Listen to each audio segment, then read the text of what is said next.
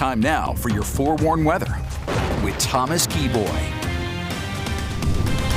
Good afternoon, Utah. I hope that you're having a marvelous Monday. The time is currently 12:12. Here's a live look outside down in St. George, where we're checking in with a good amount of cloud coverage, but it's still a relatively quiet day. And really, if you're across southern Utah, south of I-70, it's going to be a pretty nice day. In northern Utah, we're already seeing more cloud coverage and more wind because of cold fronts approaching from the northwest. We'll talk more about that in just a moment. Temperatures range anywhere from 36 in Park City right now to the low and mid-50s across a good chunk of the state, including along the Wasatch Front, Castle Country, and St. George.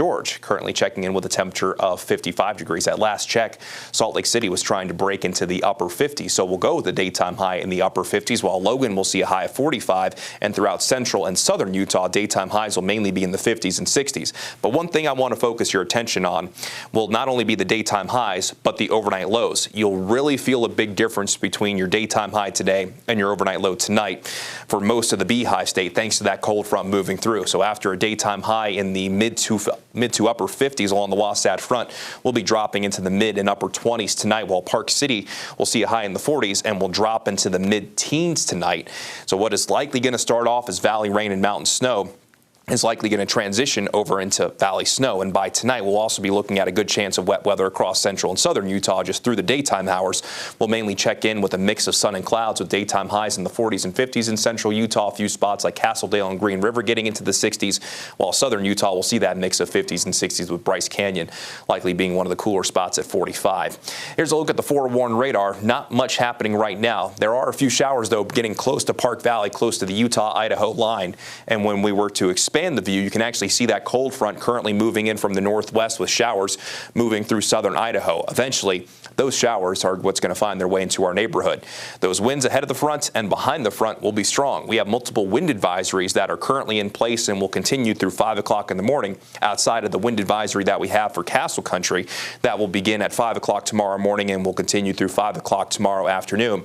Gusts upwards of 55 miles per hour a possibility. However, across most of the state, we'll see wind gusts over 30 miles per hour. It's going to be windy really no matter where you are.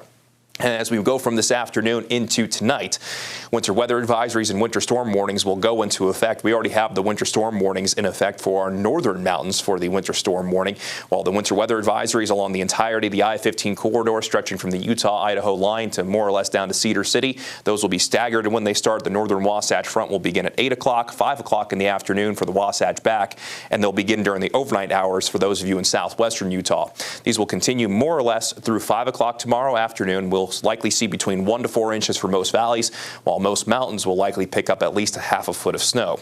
Let's begin the futurecast, and we'll start this at 1 o'clock this afternoon. Fast forward it to right there, where we'll start to see a few showers begin to develop, likely within the next couple of hours.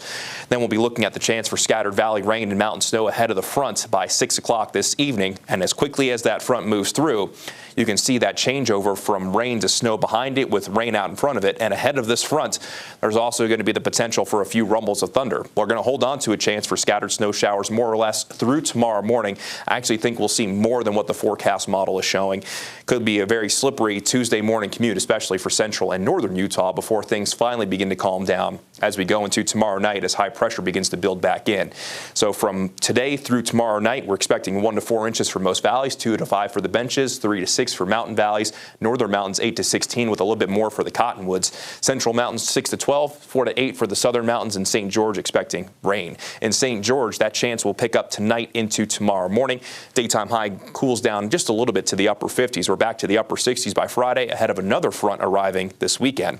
Along the Wasatch Front, that chance for rain will be increasing as we move through the afternoon. Then we'll transition over into snow. We'll hold on to scattered snow showers through our Tuesday, calmer and warmer for the second half of the week ahead of our next front that arrives this weekend with highs back in the 30s by Sunday. Brian, Jillian.